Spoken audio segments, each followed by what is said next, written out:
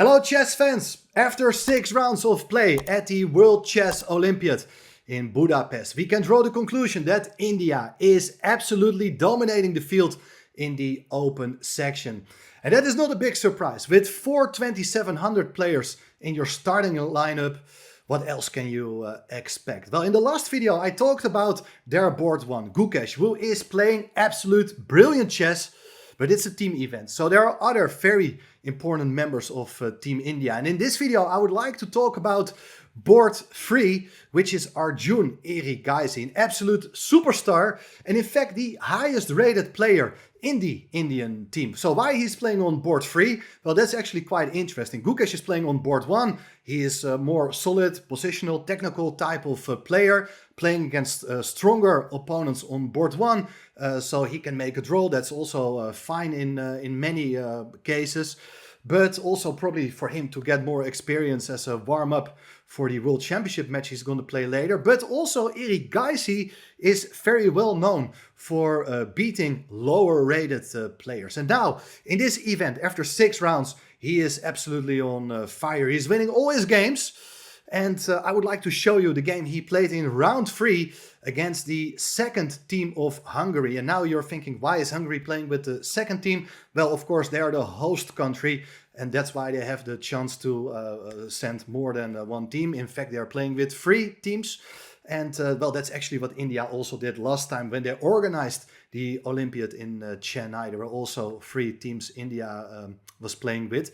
So anyway, we are looking at the game. Erigiaisi against Prohaszka, strong grandmaster from Hungary, but much lower rated. There's a big gap of 240 rating points. So let's see how Erigiaisi is going to approach this game. If you do like this video and many of the other videos I cover about this Olympiad, make sure to turn on the notifications, hit the subscribe button, and make sure to watch this video from begin to end, because I think it's a very cool attacking game I'm going to show you. Erigiaisi goes for 1 c4, e6, knight c3, d5, d4.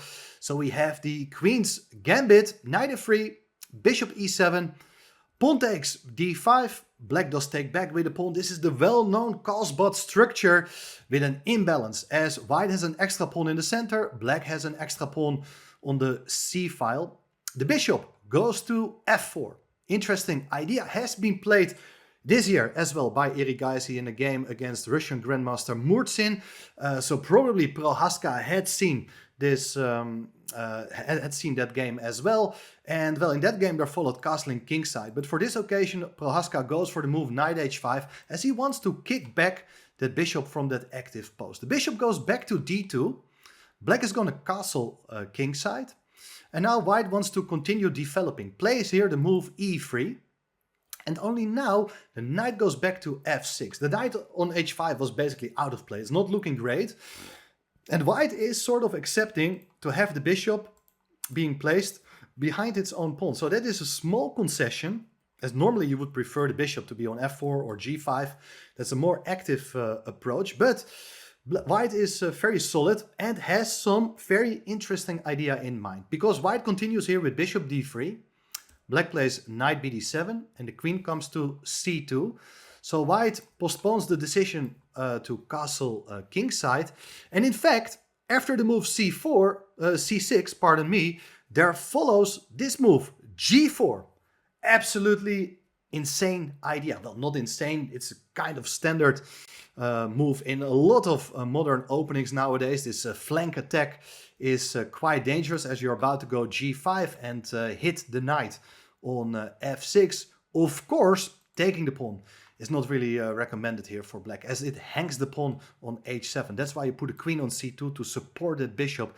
So you can't really take the pawn on g4. But what should you do instead? How to defend against that march of white's g-pawn? Well, if you, for instance, play a move like h6, then white really wants to go g5. The files towards the king will be opened as you get in touch with the pawn on h6. So that's not a good move. But in hindsight, I think that a move like g6 is very instructive, as it does close the diagonal for the bishop on d3 to hit the pawn on h7. And if you go, for instance, for something like g5, the knight can be placed on h5, and I don't really see where white's attack is going. So I think that's an instructive defensive resource worth keeping in mind when playing these type of positions. But in general, when facing a flank attack, it's very important to consider various ways of neutralizing your opponent's attack. Well, Prohaszka tries here to play more ambitiously with the move knight e4. And that's a pawn sacrifice, and that's very interesting, as you can take the pawn on e4, which was not done by Erigiaisi, but I have to show this to you. What's the reason white doesn't accept that pawn for free? Well, there is knight f6, and the bishop is under threat, the pawn on g4 as well. And, well, you have a lot of open files, and black's pieces are coming alive. It is not very clear what white is going to do with his king. Castling kingside is no longer very attractive. So I think black is having full compensation for the pawn. And Erigiaisi, not interested in the pawn, has a different plan. He played here this move, h4. And that is a very interesting idea. So he wants to attack with his pawns. Black goes for the move rook e8.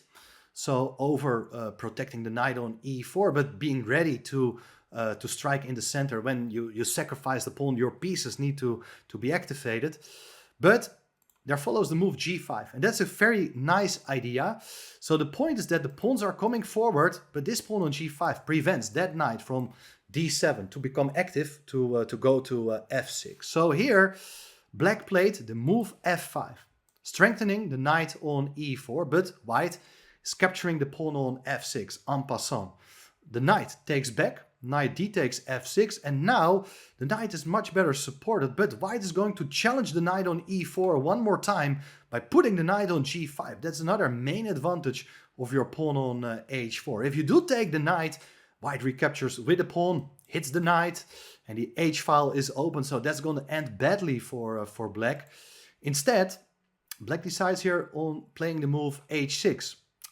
Knight takes e4, pawn takes e4, knight takes e4, knight takes, bishop takes. So here again, you see a position in which white is a pawn up. All the knights are off the board now, but it's a relatively sharp position, and at least black is able to complete development. Now the bishop comes into play, keeping an eye on that pawn on a2. So perhaps castling kingside, queenside is not very attractive, as it will potentially hang that pawn on a2. As for instance, let me show you one line. If you go here, if you do take the pawn on a2, know that b3 with the idea to trap that bishop will be met by bishop a3. That's one cool idea worth keeping in mind as well. But anyway, white didn't castle queenside. Played instead the move rook g1, not caring about that pawn on h4. And that's also very instructive. Like, it's not about the pawns, it's about the piece activity. And you want your rook to be on the g-file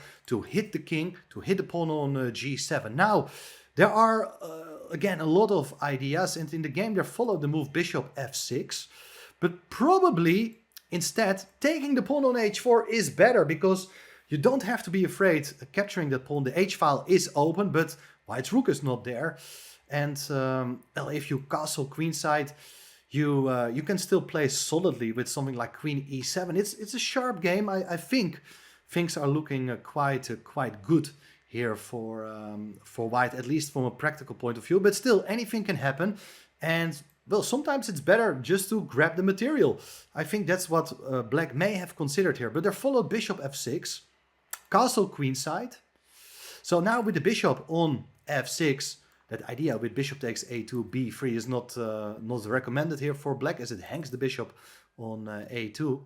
Queen e7 played, and here the bishop comes into g6 to hit the rook on e8. Rook ed8, and the bishop goes to c3. That's a move I like quite a lot. The pawn on a2 can be taken. Was not played by Prohaszka, and I assume that here the idea is not to play b3 because of queen a3 check, and then the pawn on b3 will be taken as well. But instead of playing b3, one cool idea could be to play e4. That's making a lot of sense considering white's last move bishop c3. The pawn on d4 is defended, and white wants to push his pawns in the center and seize the initiative. But okay, pawn on a2 was not taken. a5 was played. Now white played bishop f5. He wants to swap the bishops. And well, that could have been done here. I think from black's perspective, Considering that white is looking for attacking ideas, it does make sense to swap these bishops and then probably continue with a move like b5. You can go rook d5, the other rook can come into defense. Things are far from clear in this case. But their followed bishop takes a2. And now white can simply ignore that bishop. Black's attack is quite slow. And white continues here with rook g6. Very nice idea.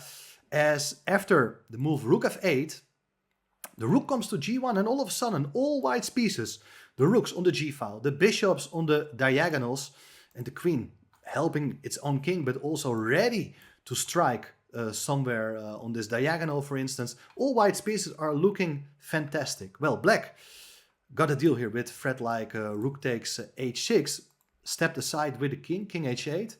And now it is e4. That's the plan we announced earlier. There are plans to go e5, for instance. But for instance, if you take the pawn on h4 now, I think white can even consider playing the move d4, d5, so that the bishop is now on an open diagonal, hitting the pawn on g7. But there are also threats, for instance, to take the pawn on h6. So now it's too late to capture that pawn. If you want to take that pawn, you should have done it earlier. As black rook f7 played, black is trying to consolidate that king side, but all white's pieces are pretty fast to join the attack. Queen d2 is a very subtle but strong queen move. The queen is eyeing the pawn on h6, which means that if black plays a random attacking move like b5 with the idea to trap the bishop on c3, well, then you go rook takes h6. And if you take the rook, you take with the queen. That's why the rook is on the g-file, preventing the king from escaping after this sacrifice. And after rook h7, well, you take that rook with the bishop. And, well, it's a crushing attack. If you take the bishop, it's queen takes f6 with mate.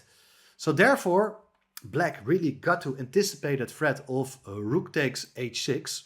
Went back with the queen to f8. So the queen indirectly defends the pawn on h6. But how should white proceed here? Well, they follow the move d5, very instructive move, like you're opening the center, and generally that's not such a great idea to do when you're trying to build up an attack. It usually offers the opponent counterplay, but here it has a very concrete idea to eliminate black's main defender. That bishop is a very annoying piece to deal with.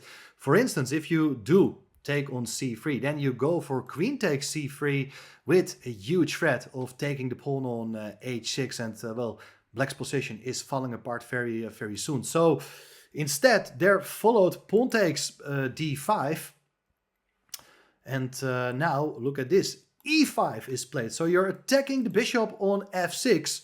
You're not even exchanging it, but you're forcing it to leave. Otherwise, you do lose a lot of material. The bishop now captured the pawn on h4, and the bishop on f5 is hanging. So what can be white's idea in this line? Well, the pawn comes forward. Excellent idea. e6 to hit the rook, to open the diagonal for the bishop. So the bishop is fantastic on c3. And if you take the bishop on f5, well, then it's queen takes h6. With check, the queen can't be taken as the g-pawn is pinned. King g8, rook takes g7, queen takes, and queen takes is checkmate. So once again, black doesn't have time here to go for the material played here. The move rook f6.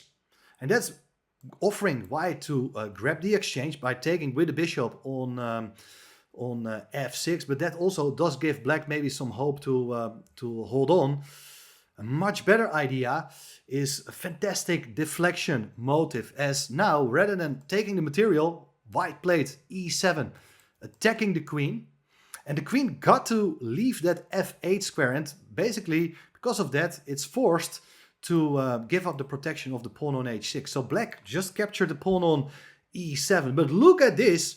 Can you see the killer blow here for white? It's a very absolutely fantastic, stunning idea here to finish off the game, once again exploiting that pin on this diagonal, as there is queen takes h6 with check. A beautiful queen sacrifice. It's decisive here because black is forced to take it. If you go with your king to g8, it's rook takes g7 and it's game over. In case you do take the queen, it's rook takes h6. Now the pawn is gone. That means the rook is pinned, not able to eliminate the rook on h6, which is giving check. So the only thing you can do here is queen h7, allowing rook takes h7 with checkmate. Only 34 moves, a crushing attack. Fantastic play by Arjun Erigiaisi. Moving to 2791 in this event. World's number 4. Can he break the 2800 barrier? That is something I would be curious to follow in the next couple of rounds.